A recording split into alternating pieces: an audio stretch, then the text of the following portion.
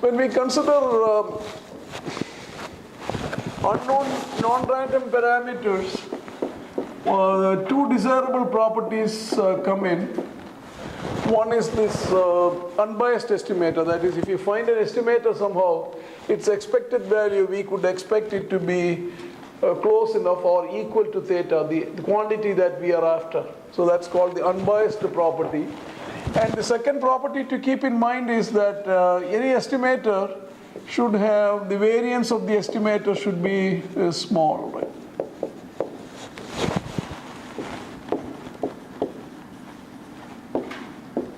Should be small or as low as possible. So the question is, how low can it go? And that we will discuss in next lecture or something. Is there a lower bound, or if you are clever enough, can you keep decreasing the error? Earlier we discussed that the most popular method is the principle of maximum likelihood, ML estimator, which is obtained by the maximum value of the likelihood function, which is the joint density function of all the data in presence of the, or the logarithm of the data. This is the likelihood function, this is the log likelihood function. So you can find the maximum likelihood estimator if the density function is smooth and continuous, you can also use the derivative with respect to theta of the logarithm of the likelihood function.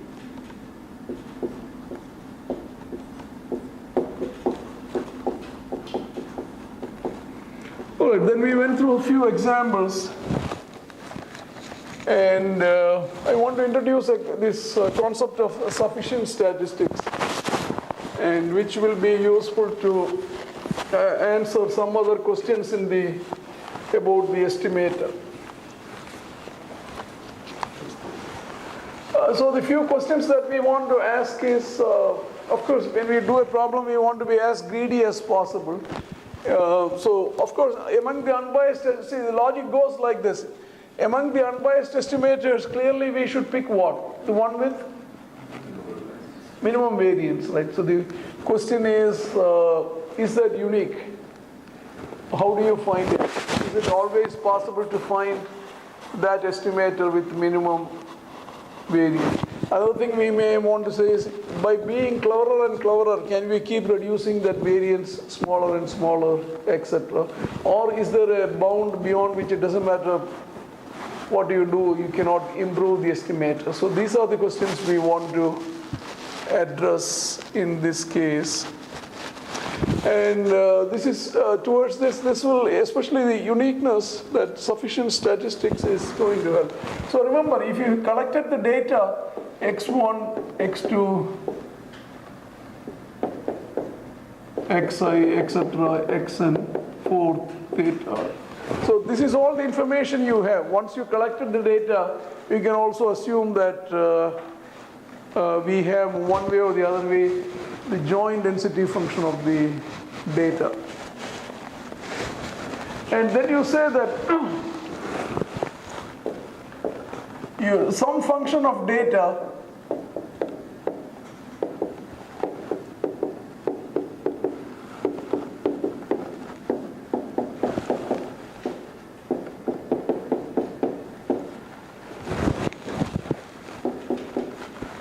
so this is the definition of the sufficient statistic. T, which is some function of data, is said to be sufficient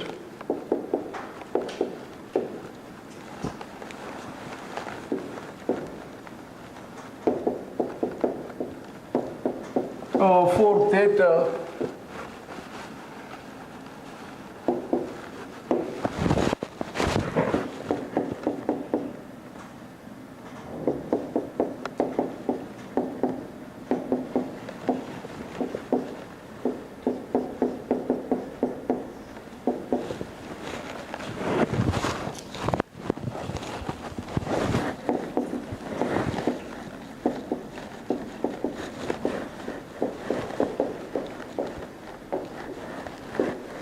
this is the definition. I hope it is You try to understand what it says. So some function of t, some function of the data is said to be sufficient if the conditional density function of the data given t, because this is supposed to be sufficient. If it is sufficient for theta, the idea is that t has extracted everything about theta from the data. So if you look at the data conditioned on t, what remains is there will be no theta. So you are simply going to see some residual data. There will be no theta here. This is what I want to say. So this is going to be simply, this is not a function of theta.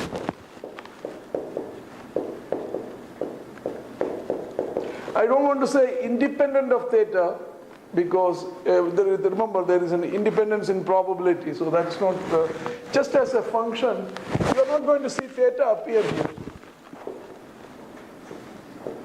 So that's the definition of sufficient statistics, so it should be clear. So the next question is, if I give you a problem, how do you find the sufficient statistics? Its usefulness, you will see it next week, and the week after, etc. And it will be good to, this will help us to answer some of those questions. So my easiest way is now, let me give you a couple of examples which are sufficient and which is not sufficient. And then I'll give you, then the next question is, given a problem, how do you find the sufficient statistics? And this is where the factorization theorem will help.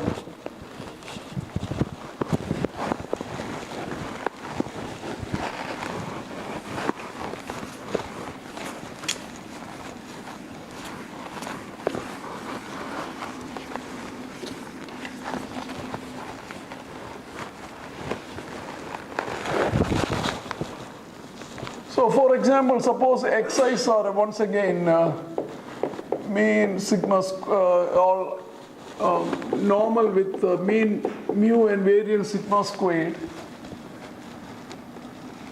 and so let's say I just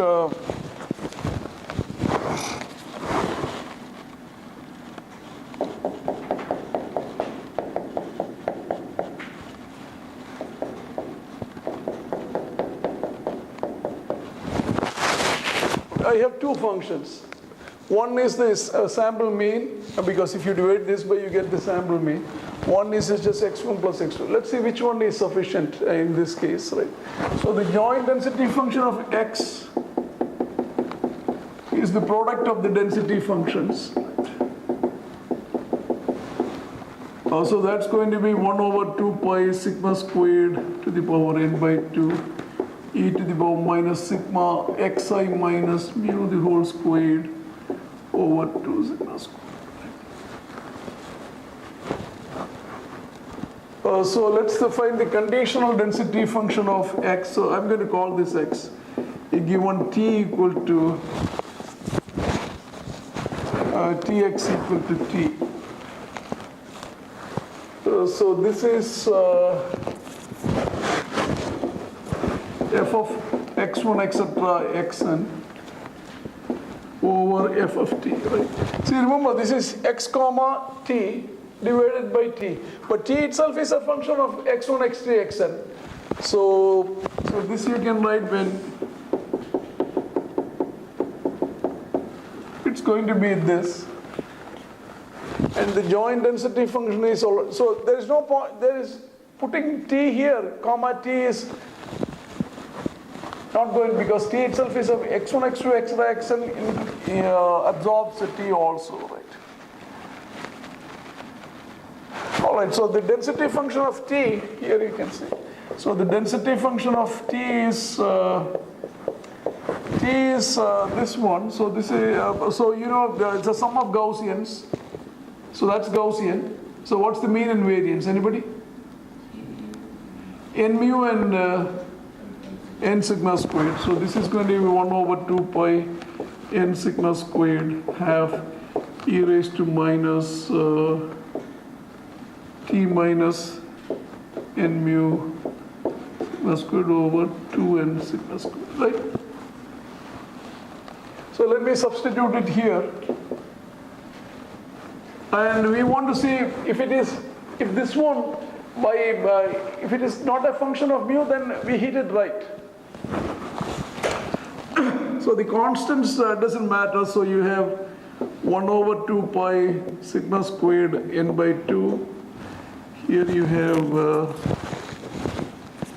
2 pi n sigma squared half, then e to the power minus sigma xi squared minus 2 mu sigma xi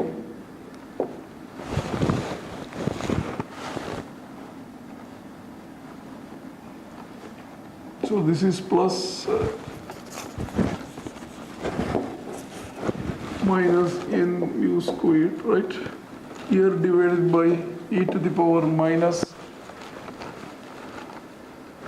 So we can expand this. Remember, t is sigma xi, so this is sigma xi squared minus n mu, there's a 2 here, sigma xi, t, this is t.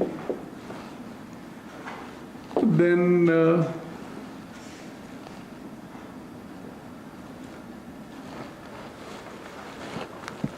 what's the denominator here? 2 sigma squared.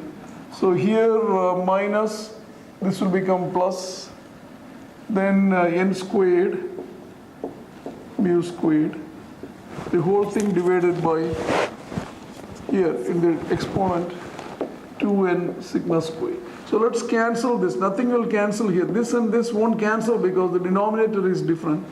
So this is only a function of sigma squared, so I'm just going to put it as a constant.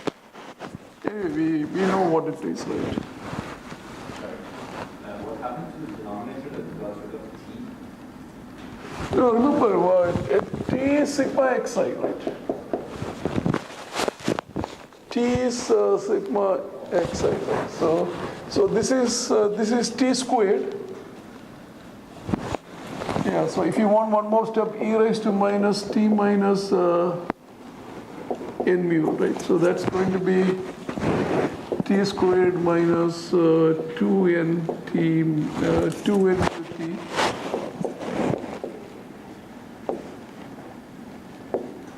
Minus n squared t squared. N squared mu squared.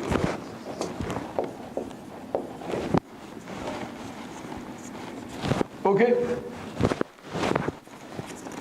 All right, so you see some cancellations happen. I'm interested in the last term. See, here I have n squared mu squared n. So if I take the denominator separately, this becomes 2 sigma squared. 1 n has gone away. And here let me also separate this out. So this is 2n sigma squared.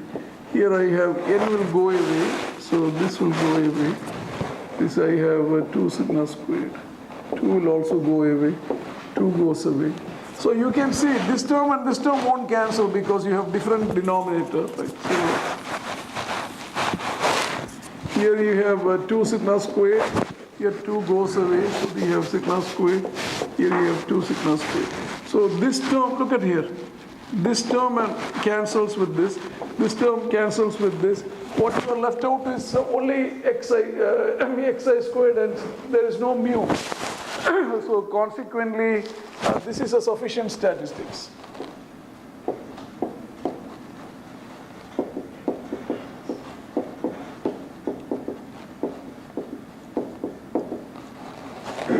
So let's try this. So you will say, why not this? So let's try what happens to that. So I'll take this here. I'll take the simple case that you have just 2 data sets. Look at here. I have n equal to 2. So I'm going to. We know this is sufficient statistics. What if you take another linear combination? Let's see, or you can take x1 squared, whatever. Let me try one. You can do the other one at home. It's exactly the same procedure.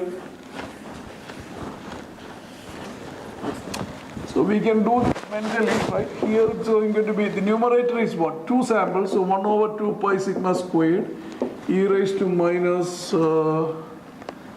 x1 minus mu the whole squared plus x2 minus mu.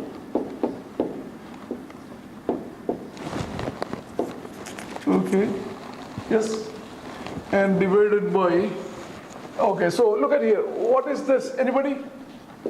This is normal with the mean, 3 mu, and variance, 5 sigma squared, right? Sigma squared plus 4, right? So this is going to be 1 over square root of 2 pi 5 sigma squared e to the power minus t minus, t is what? x1 plus 2x2 minus 3 mu over the whole square divided by 10 sigma squared, right? 2 sigma squared. Sigma squared is,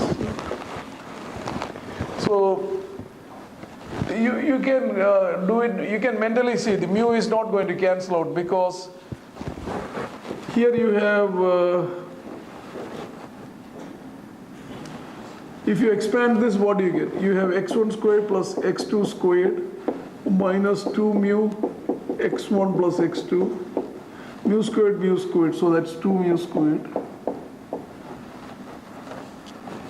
And so this divided by 2 sigma squared, this divided by 2 sigma squared, and this divided by 2 sigma squared. But if you look at here, it's a mess. This is squared plus you have 6 times mu times etc. So the mu is not going to get cancelled out, and consequently whatever we guessed here, this is not a sufficient statistic. So let me do one more example just to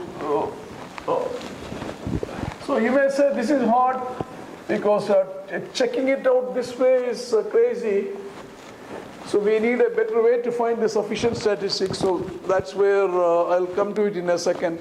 But just as a, suppose the data is Poisson with parameter lambda and all the observations are independent, so that the joint density function of R1 etc. Rn is the product of the joint density functions of the Ri.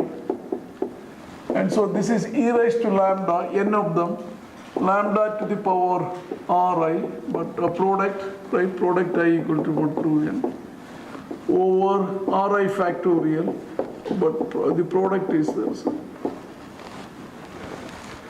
1 over Ri, the product is the same as Ri factorial. So the question is, what is the t? So again, suppose I made a guess. I'm saying, let me take the sum of the observations. We know that this is Poisson with parameter n lambda. So the density function of t is e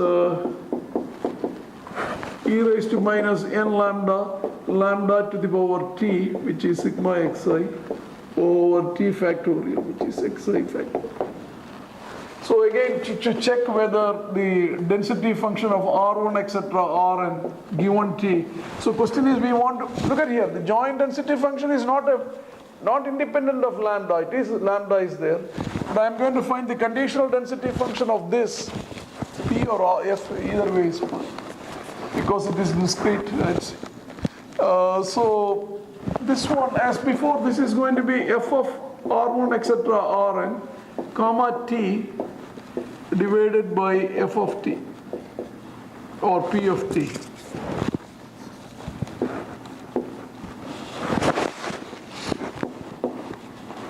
Again, as I said, this t is a function of r.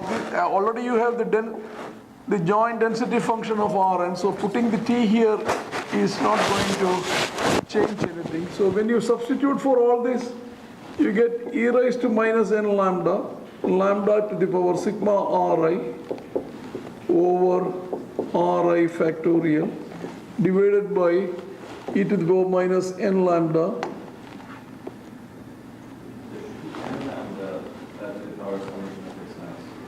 Here? Yeah. So n lambda to the power sigma xi divided by sigma xi factorial. So you can see this cancels, And the lambda to the power Ri, lambda to the power Ri or Xi cancels. So what is it now? So the lambda portion goes away. You have, of course, n to the power sigma Ri, but that's not a function of lambda. This is all Ri's only. So what can we conclude? Again, we hit it correctly. This is the sufficient statistics.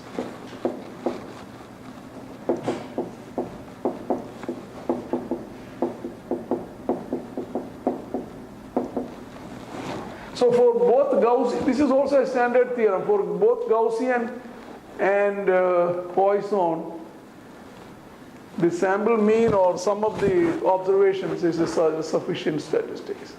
So you can say, how about if I square the observations? You can check it out. Square the observations will be chi squared. So if you put denominator chi squared and cancel, the the mu won't cancel out.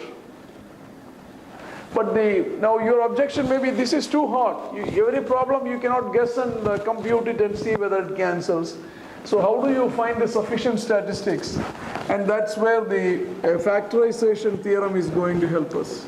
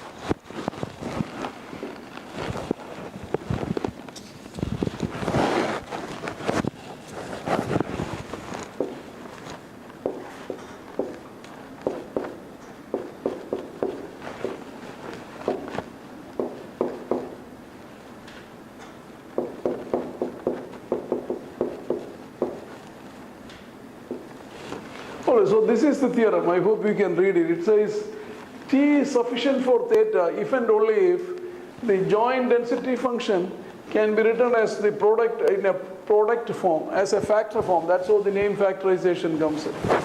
What is a factor form? It has got two factors. One, if you look at the first factor, that's only a function of T. But and the parameter theta. The second one has no parameter theta. There is no theta here.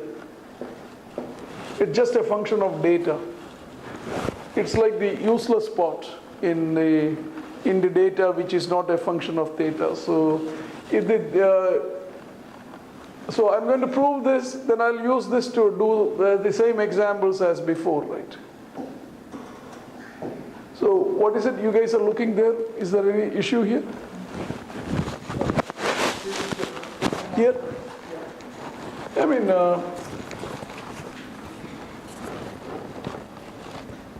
remember, I'm just using, this is the denominator, right? So I'm just substituting the denominator, e raised to minus n lambda to the power sigma xi, whole thing divided by this, which is sigma xi factorial. Just this. But then when you cancel the whole point, I hope you saw this, when you cancel this, this goes away, lambda goes away, so what do you get? You get 1 over pi Ri divided by n to the power sigma Ri. Then you have sigma Ri. But it's only a function of data. There is no theta. I mean, there is no lambda. So that means that this function is sufficient statistics here also. All right, so how do you find sufficient statistics? Use the factorization theorem. It says if the density, if t is sufficient, then you should be able to rewrite the density function as a function of t, and but the theta has to be in that portion, and some other function of data where there is no theta. So let me prove this, then I will, let me first of all Since we have these examples here, let me just use this example.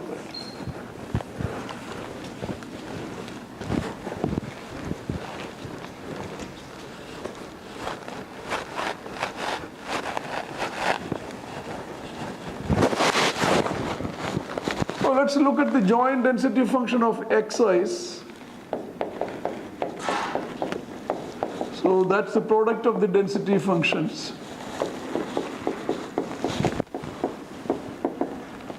So what is it? That's 1 over 2 pi sigma squared to the power n by 2 e raised to minus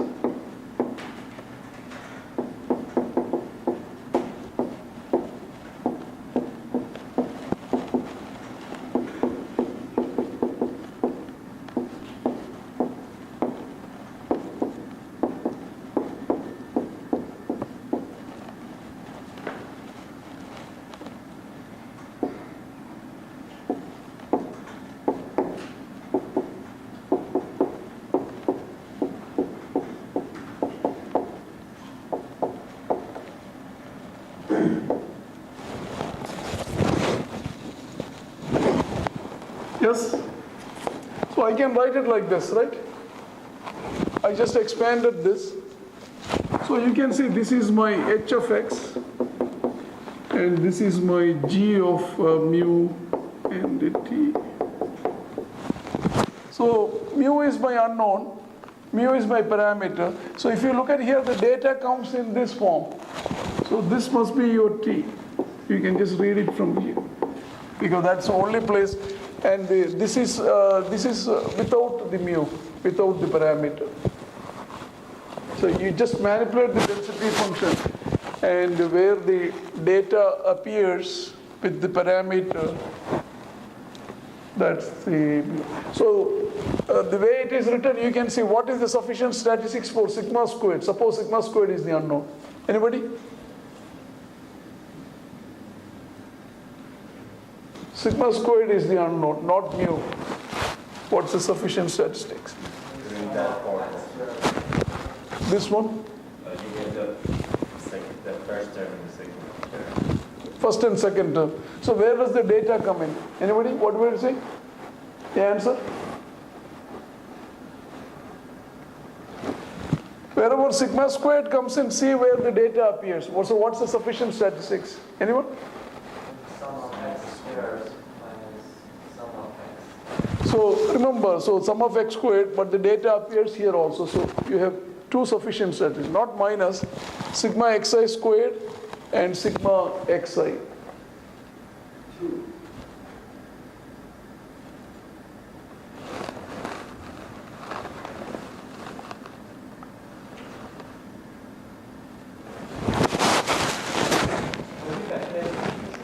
How would you factorize that relation to sigma squared?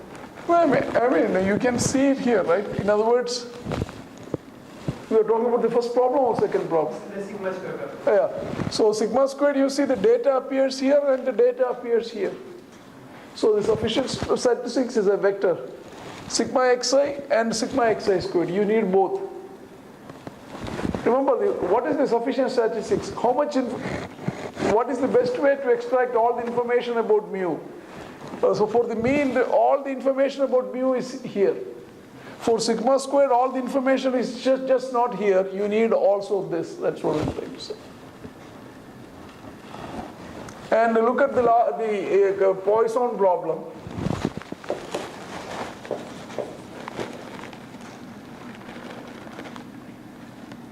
Well, let's say what is the RIs or Poisson? So the joint density function turned out to be e raised to, we had that expression, lambda to the power sigma xi over sigma xi factorial.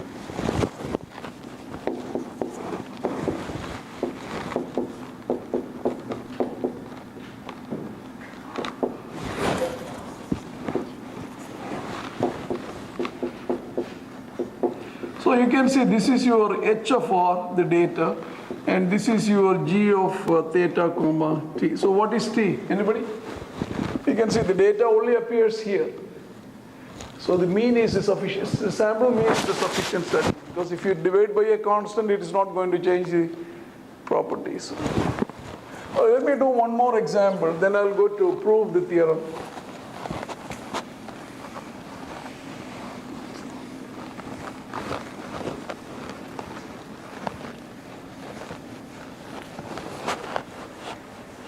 Hello.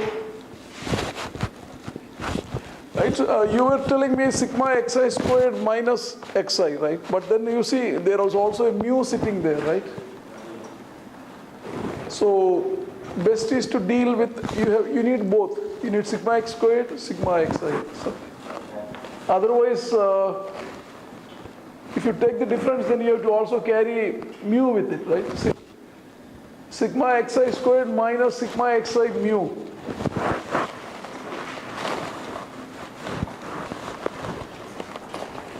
All right, now look at this problem. All the xi's are uniform between 0 and theta. So we know the joint density function of x1 to xn is 1 over theta n, where all the xi's are between 0 and theta. So this is the same as saying we can write this using these two indicator functions.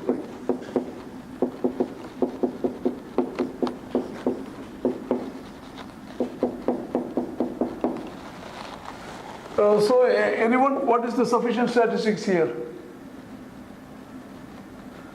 So use the factorization theorem. So I'm going to collect all the terms which are involving the data. So what is it? Anyone? This simply says that you read this exactly this way. This simply says that the max, all this I equal to 1 through n, it's the same as saying that max of xi is less than or equal to theta. So look at here, if you write it this way, if this is your g and this is your h, then what is the sufficient statistics? Huh?